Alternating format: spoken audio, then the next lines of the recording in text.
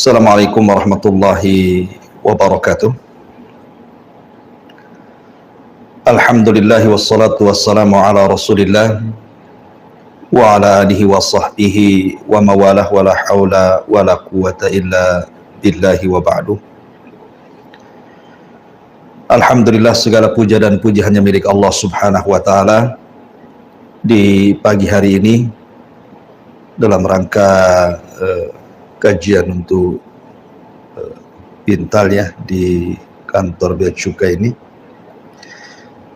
di tengah-tengah kesibukan ibu bapak sekalian bekerja, masih bisa meluangkan waktu untuk beriman sesaat dalam rangka mendekatkan diri kepada Allah subhanahu wa ta'ala dengan talabul ilmi. Salawat dan salam tak lupa kita hadiahkan demi keberkahan majlis di pagi hari ini. Allahumma salli ala sayyidina Muhammad wa ala alihi wa sahbihi wa man sara ala nahji ila yaumiddin. Ma'asyiral muslimin wal muslimat, ibu-ibu, bapak-bapak yang dimuliakan Allah subhanahu wa ta'ala. Di dalam surah Al-Insyiqaq, Allah subhanahu wa ta'ala berfirman setelah menjelaskan tentang hal ihwal, apa yang terjadi dengan kedatangan hari kiamat, di mana Allah subhanahu wa ta'ala akan menghancurkan alam semesta dan tidak tersisa kecuali Allah subhanahu wa ta'ala. Kemudian Allah subhanahu wa ta'ala mengatakan, ya ayyuhal insan innaka kadihun ila rabbika kadhan famulaki. Wahai manusia, innaka kadihun, sesungguhnya engkau akan bekerja dengan sangat letih, kepayahan, ila rabbika, menuju Rabbmu, kadhan, dengan sebuah keletihan, famulaki, dan kelak akan berjumpa dengan Allah subhanahu wa ta'ala. Ayat ini dalam surah Al-Insyiqaq menjelaskan kepada kita bahwa manusia hidup itu pasti harus lelah dan letih beramal. Makanya Allah subhanahu wa ta'ala di dalam Al-Quranul Karim mengatakan, fa'idha faragta fansab, apabila anda sudah melakukan amal soleh kemudian selesai, maka beralihlah kepada amal soleh yang lainnya. Tetapi terkadang manusia dilupakan bahwa dia sedang berjalan menuju Allah subhanahu wa ta'ala. Terkadang manusia dilalaikan kalau dia sedang melakukan safar menuju Allah subhanahu wa ta'ala, sehingga tak jarang di antara kita yang kemudian menghabiskan waktu-waktunya bukan untuk ketaatan kepada Allah, lupa salat, lupa zikir, lupa baca Quran, cenderung melakukan maksiat kepada Allah subhanahu wa ta'ala, dan begitu seterusnya. Tapi di sana ada orang-orang yang subhanallah menghabiskan waktu-waktunya untuk beribadah kepada Allah subhanahu wa ta'ala. Salat tepat waktu, walaupun dia bekerja lisannya terus berzikir kepada Allah subhanahu wa ta'ala dan beristighfar. Dia pun meluangkan waktu untuk membaca Al-Quran, birrul walidain, menyambung silaturahim, dan macam-macam. Ya, karena manusia itu pasti akan kembali kepada Allah subhanahu wa ta'ala. Inna lillahi wa inna ilaihi rajiun. Kepada Allah lah, dari Allah lah kita ada, dan kepada Allah lah kita kembali. Ma'asyiral muslimin wal muslimat, ibu bapak yang dimuliakan Allah subhanahu wa ta'ala, setiap manusia pasti ditakdirkan ada kematiannya. Makanya Allah subhanahu wa ta'ala berfirman, kullu nafsin dha'iqatul maut, setiap jiwa itu pasti mengalami kematian. Para pendahulu kita, para nabi dan rasul, para sahabat nabi, para ulama, Mereka orang-orang mulia, namun mereka pun disentuh dengan kematian. Apalagi kita. Nabi SAW sampai membatasi umur umat Islam itu, kata Nabi SAW, a'maru ummati baina sittina wa sab'in, bahwa usia umatku ini, kata Rasul, hanya sekitar 60 sampai 70 tahun saja, dan sedikit yang melewati itu. Artinya setiap kita pasti akan mengalami kematian, dan setiap orang yang mengalami kematian pasti berjumpa dengan Allah Subhanahu wa taala. Ada yang berjumpa dengan Allah Subhanahu wa taala dan Allah pun senang dengan kita. Tetapi ada orang-orang yang berjumpa dengan Allah dan Allah murka kepada kita, na'udzubillah. Nabi SAW sampai mengatakan, man ahabba liqa Allah ahabballahu liqa'ah, wa man kariha liqa Allah karihallahu liqa'ah. Barang siapa yang senang, bahagia, hendak berjumpa dengan Allah Subhanahu wa taala, maka Allah Subhanahu wa taala akan senang dan bahagia berjumpa dengan kita. Tapi barang siapa yang benci berjumpa dengan Allah Subhanahu wa taala, maka Allah pun akan murka dan tidak suka berjumpa dengan kita. Apa maksudnya hadis ini? Para ulama mencontohkan, kalau seandainya kita selama hidup di dunia ini betul-betul menginvestasikan semua amalan saleh kita untuk akhirat kita, seperti seseorang memiliki rizki yang Allah anugerahkan kepadanya. Dengan rizki itu dia bangun istana di sorga, seperti membangun masjid, membangun sarana-sarana dakwah, atau dia beramal saleh.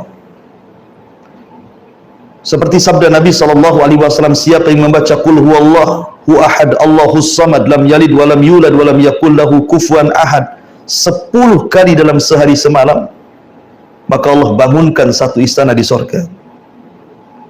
Atau Nabi mengatakan, man qala subhanallah wa bihamdihi ghurisat lahu nakhlatun fil jannah. Siapa yang senantiasa membaca subhanallah wa bihamdih, maka Allah akan tanamkan satu pokok kurma di sorga. Dengan kata lain, dia di dunia berusaha untuk membangun istananya di sorga. Tentu orang-orang yang seperti ini, di mana rizki yang Allah anugerahkan kepadanya, dia gunakan untuk investasi akhirat, dan amal solehnya juga demikian. Maka orang-orang yang seperti ini ketika meninggal dunia, sakaratul maut, maka dia ingin cepat berjumpa dengan Allah, karena dia ingin cepat masuk ke istananya di sorga, masuk ke taman-tamannya di sorga, masuk ke keindahan di sorga dan nikmat Allah yang tiada tara di sorga. Tapi sebaliknya, orang yang hartanya diinvestasikan di dunia, dia tidak sayang dengan fuqara wal masakin, dia tidak sayang dengan anak-anak yatim, dia tidak sayang dengan orang-orang yang tidak mampu, dia tidak pernah menyumbang pembangunan masjid, pembangunan madrasah, dia tidak pernah berzikir, dia tidak pernah baca Quran, hidupnya bergelimang dengan kemaksiatan, hanya berpoya-poya membangun istananya di dunia, maka orang yang seperti ini akan sulit untuk berjumpa dengan Allah. Orang seperti ini akan benci berjumpa dengan Allah, karena dia harus meninggalkan rumahnya, dia harus meninggalkan kebunnya, dia harus meninggalkan ATM-nya, dia harus meninggalkan kekayaannya, sehingga ketika dia tidak mau berjumpa dengan Allah, Allah pun murka kepada dia. Ma'asyiral muslimin wal muslimat rahimani wa rahimakumullah. Sehingga ketika Allah katakan, ya ayyuhal insan innaka kadihun ila rabbika kadhan famulaki, bahwa setiap manusia pasti berjumpa dengan Allah. Perjumpaan kita dengan Allah itu ada di 4 tempat. 2 di dunia dan 2 di akhirat. Siapa yang sering berjumpa Allah di dunia, maka dia akan sering berjumpa dengan Allah di akhirat. siapa yang tidak sering berjumpa dengan Allah di dunia, maka jangan harap dia bisa berjumpa Allah di akhirat. Pertama, perjumpaan kita dengan Allah di dunia saat kita sholat. Itulah kita sedang bermunajat dengan Allah. Itulah kita sedang berjumpa dengan Allah subhanahu wa ta'ala.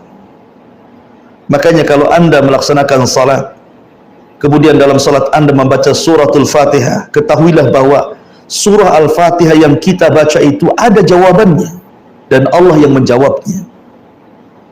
Apabila anda membaca di dalam salat anda, Alhamdulillahi Rabbil Alamin, maka Allah subhanahu wa ta'ala akan jawab, Hamidani Abdi, hambaku sedang memujiku.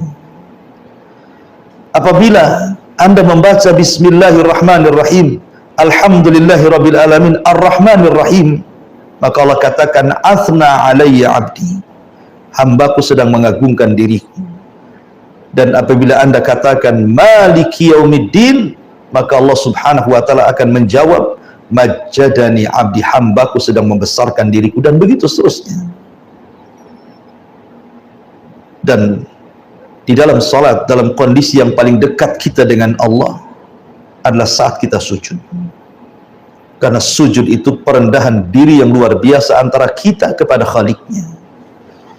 Makanya karena salat adalah munajatnya kita dengan Allah, kita sedang berjumpa dengan Allah subhanahu wa ta'ala, maka jangan pernah tinggalkan salat, terutama salat wajib. Kalau bisa kita tambah dengan salat-salat sunnah. Sampai-sampai Nabi SAW mengatakan, waju'ilat qurratu ainin li fis salati, dan Allah jadikan penyejuk mata untukku adalah salatku. Bahkan dia mengatakan kepada Bilal, ya Bilal arihna bis salat, wahai Bilal, marilah kita istirahat dengan Allah, marilah kita beristirahat dalam salat supaya kita bisa berjumpa dengan Allah subhanahu wa ta'ala. Jadi salat itu adalah perjumpaan kita di dunia. Maka siapa yang banyak melaksanakan salat, baik wajibnya atau yang sunnahnya, maka dia akan banyak berjumpa dengan Allah di akhirat. Maka jangan pernah tinggalkan salat. Kemudian yang kedua, perjumpaan kita dengan Allah saat ruh kita dicabut oleh malaikat. Dalam hadis Bara bin Azib radhiyallahu anhu, ketika ruhnya seorang mukmin itu dicabut, maka ada 3 para malaikat utusan Allah yang datang. Satu membawa kain kafan, satu membawa hanut minyak wangi dari sorga, dan satu membisikkan di telinganya dengan bisikan yang indah. Ketika ruh sudah dicabut dari badan kita lewat mulut kita, kemudian diletakkan di kain kafan, kemudian diangkat oleh para malaikat ke langit, kemudian dibukakan pintu pertama, kedua, ketiga, keempat, sampai ke-7, maka ruh akan dihadapkan kepada Allah subhanahu wa ta'ala. Itulah perjumpaan kedua. Ruh ini akan dihadapkan ke hadapan Allah dengan catatan yang mengikutinya. Maka Allah subhanahu wa ta'ala katakan, angkat catatannya, letakkan di tempat yang paling tinggi di sorga, dan kembalikan ruhnya ke dalam jasadnya. Maka ruh itu setelah berjumpa dengan Allah, kemudian dikembalikan ke dalam jasadnya. Setelah berjumpa dengan jasadnya, maka datang malaikat Munkar dan Nakir bertanya, siapa Rabbmu, siapa nabimu, dan apa agamamu. Tapi karena dia seorang mukmin, dia mampu menjawab dan mengatakan, Allah Rabbku, Muhammad nabiku, dan Islam agamaku. Maka ketika itu dikatakan kepadanya, an sadaqa abdi, hambaku telah benar, bentangkan pintu dari sorga, hantar makanan dari sorga, hantar pakaian dari sorga. Kemudian datang orang yang indah, yang tampan, kemudian bercerita sampai akhirnya menjadi temannya di kuburannya, dan tidak sadar kiamat sudah dibangkitkan. Ini yang kedua. Yang ketiga, perjumpaan kita dengan Allah subhanahu wa ta'ala saat kita berada di padang mahsyar. Saat kita berada di padang mahsyar, maka Allah subhanahu wa ta'ala firmankan, wa jaa rabbuka wal malaku saffan saffa. dan Rabb akan datang di hadapan halayak makhluknya, sementara malaikat akan bersaf-saf berbaris-baris. Kemudian Allah Subhanahu wa taala akan datangkan Jahannam, waji'a bi Jahannam. Maka Jahannam kemudian akan didatangkan, dan Jahannam memiliki 70.000 tali kekang, dan setiap satu tali kekang digeret oleh 70.000 malaikat, saking besarnya. Kemudian manusia akan disaksikan dengan pandangan yang sangat-sangat mengkhawatirkan. Jahannam di depannya. Kemudian setelah ada proses yang disebut dengan tatoyurus suhuf, di mana catatan kita akan diterbangkan, ada yang mengambil dengan tangan kanan, tangan kiri, dan di belakang punggung. Kemudian setelah itu terjadi hisab, kemudian setelah itu terjadi mizan timbangan, dan begitu seterusnya. Dan tentu perjumpaan yang terakhir dengan Allah Subhanahu wa taala, kalau Allah takdirkan kita masuk surga, adalah langsung melihat wajah Allah, ru'yatullah. Dan ini kenikmatan yang tidak ada bandingannya di surga. Ketika Allah Subhanahu wa taala berbicara kepada penduduk surga, di balik tabir dan tabirnya Allah Subhanahu wa taala cahaya, maka Allah mengatakan, saluni ma syi'tum fahada yaumun mazid. Mintalah kepadaku, ini hari tambah nikmat untuk kalian. Maka penduduk surga mengatakan, ya Rabb, alam tubayyid wujuhana wa tudkhilanal jannah wa tubaiduna anin nar. Bukankah engkau sudah memutihkan wajah-wajah kami? Bukankah engkau sudah masukkan kami ke surga? Bukankah engkau sudah mengeluarkan kami dari neraka? Sudah cukup ya Rabb. Tapi Allah mengatakan, saluni masyid, minta. Maka kemudian mereka meminta agar Allah meridai mereka tinggal di surga, dan Allah tidak pernah murka sedikit pun, karena kalau Allah murka maka nasibnya sama dengan Adam, dikeluarkan dari surga. Kemudian permintaan yang kedua agar mereka bisa melihat wajah Allah, karena Nabi Musa pernah melihat wajah Allah di dunia, meminta untuk dilihatkan wajah Allah di dunia. Allah katakan, lan tarani, engkau tidak bisa melihatku. Akhirnya kemudian Allah singkap tabirnya, dan tabir Allah cahaya. Tiba-tiba semua penduduk surga melihat Allah Subhanahu wa taala. Mereka mengatakan, demi Allah, tidak ada kenikmatan yang lebih besar dibandingkan ru'yatullah, melihatnya kita kepada Allah Subhanahu wa taala. Maka barang siapa yang selalu berjumpa dalam salat di dunia, maka di akhirat kelak di surga kita paling sering berjumpa dan melihat wajah Allah Subhanahu wa taala. Ma'asyiral muslimin wal muslimat, ibu-ibu yang dirahmati Allah Subhanahu wa taala, dan juga bapak-bapak yang dimuliakan Allah Subhanahu wa taala. Ini penafsiran yang pertama dari kalimat al-mulaki, famulaki, bahwa kita akan berjumpa dengan Allah. Tapi ada sebagian para ulama mengatakan bahwa kalimat famulaki, bahwa kita akan berjumpa dengan amalan kita. Perjumpaan kita dengan amalan kita itu bisa terjadi di dunia, dan juga akan terjadi di akhirat. Pertama, kita akan berjumpa dengan amal kita di dunia, bahwa setiap amal kebaikan pasti ada pengaruhnya, dan kita akan merasakan. Sebagaimana amalan buruk pun ada pengaruhnya dan kita bisa rasakan. Makanya sebagian ulama salaf mengatakan, terkadang dosa itu memiliki pengaruh kepada keluarga dan kendaraan. Sehingga kalau seandainya kita diuji, anak kita nakal, kemudian suami istri sering bertengkar, atau ada masalah dengan keluarga, berarti ada masalah dengan amal kita. Atau seandainya Anda diberikan kendaraan asli rusak saja, asli mogok terus, bolak-balik masuk bengkel, tidak berkah kendaraannya, berarti ada masalah dengan amalan kita.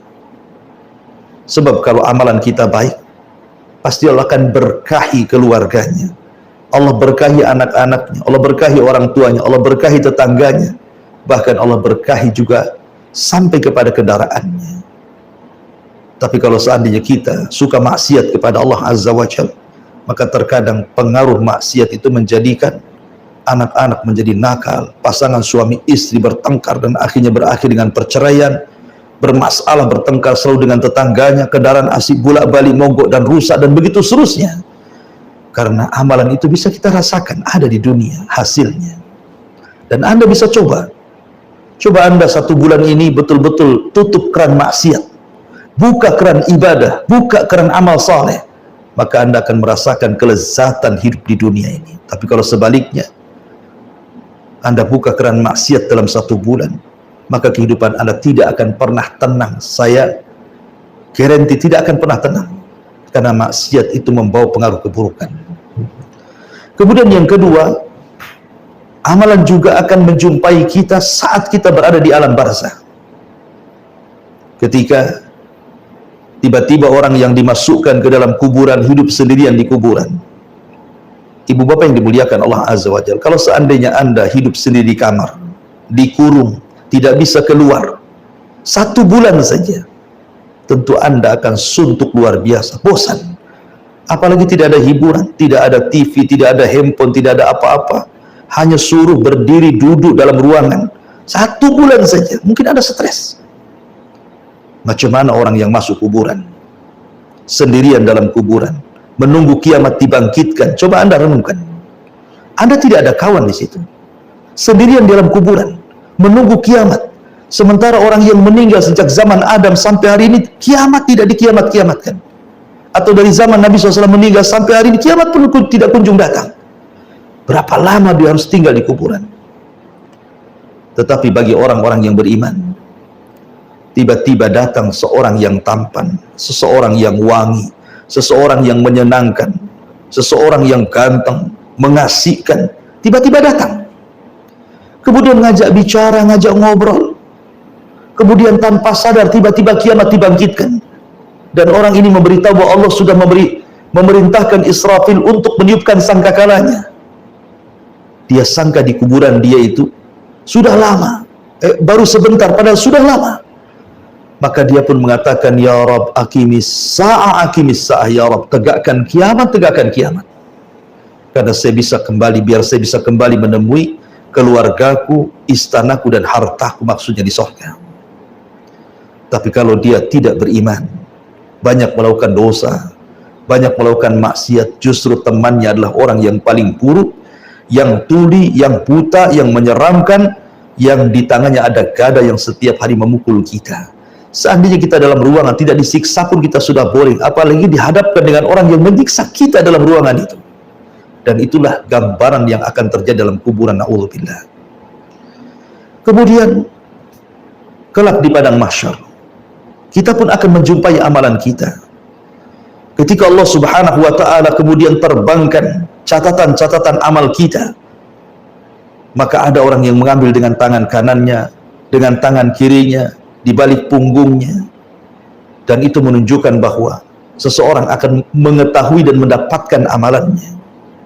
Bahkan ketika ditimbang, kalau seandainya catatan kebaikannya yang berat, maka timbangan itu akan memberatkan dirinya. Tapi kalau ringan, maka Allah mengatakan, fa amma man thaqulat mawazinu fa huwa fi 'ishatir radiyah wa amma man khaffat mawazinu fa ummu hawiyah wa ma adraka ma hiya narun hamiyah. Kalau timbangannya baik, maka dia akan diberikan kehidupan yang layak, yang diridhai Allah, dia dimasukkan ke dalam surga. Tapi kalau timbangan baiknya ringan, timbangan buruknya berat, maka dia akan dimasukkan ke neraka hawiyah. Dan tentunya amalan akan kita dapati di 2 tempat. Kalau Anda melakukan amal baik, maka Anda pantas mendapatkan surga. Tapi kalau Anda beramal dengan amal keburukan, maka tentu pantas bagi Anda masuk neraka. Wa man ya'mal mithqala dzarratin khairan yarah wa man ya'mal mithqala dzarratin syarran yarah. Wallahu a'lam bishawab. Ini yang bisa saya sampaikan materinya. Kita buka tanya jawab saja. Silahkan di antara para jamaah, ibu bapak yang dimuliakan Allah Azza wa Jalla, yang kepengen bertanya, silahkan bertanya. Wallahu a'lam bishawab. Saya kembalikan kepada moderator, falyatafaddal mashkura. Jazakallahu khairan katsiran. Alhamdulillah telah disampaikan materi kajian Bintang Muslim oleh Ustadz Abu Mairah. Selanjutnya kita akan masuk pada sesi tanya jawab kepada para peserta Bintang. Apabila terdapat pertanyaan, kami persilahkan.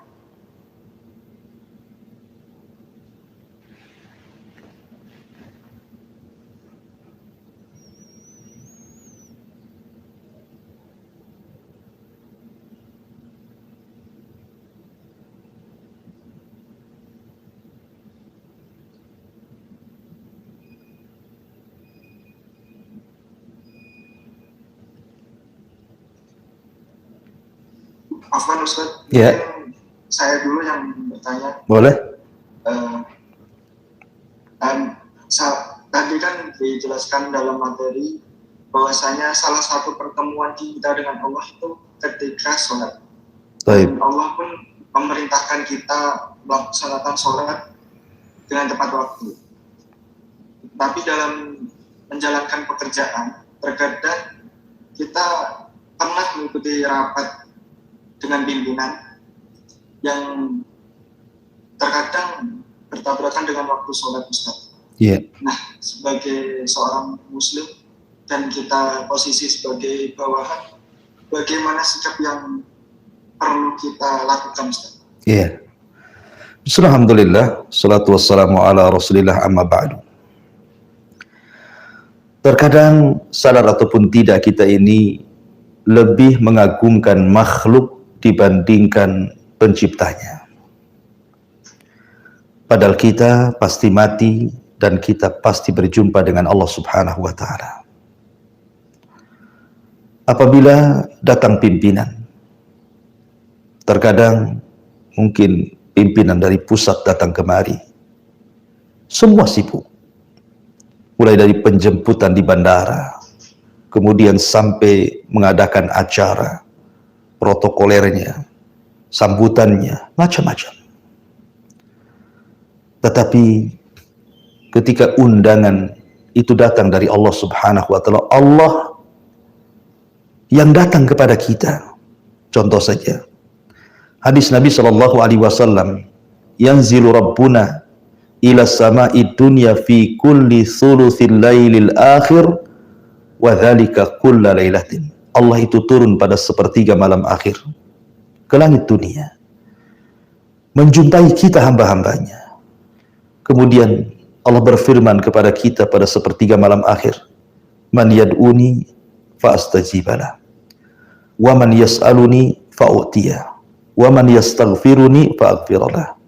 Siapa yang berdoa aku kabulkan, siapa yang minta aku berikan, siapa yang minta ampun ku ampuni dosa-dosanya. Siapa di antara kita yang ketika Allah datang di sepertiga malam menawarkan pengabulan doa, permintaan dan juga ampunan, di antara kita bangun di sepertiga malam kemudian menyambut Allah Subhanahu wa ta'ala? Ternyata hanya sedikit orang-orang yang dirahmati Allah yang mau menyambut Allah dengan tahajud, dengan witir, dengan baca Quran di tengah malam. Lah itu satu gambaran terkadang kita ini masih lebih mengagungkan makhluk dibandingkan mengagungkan Sang Pencipta.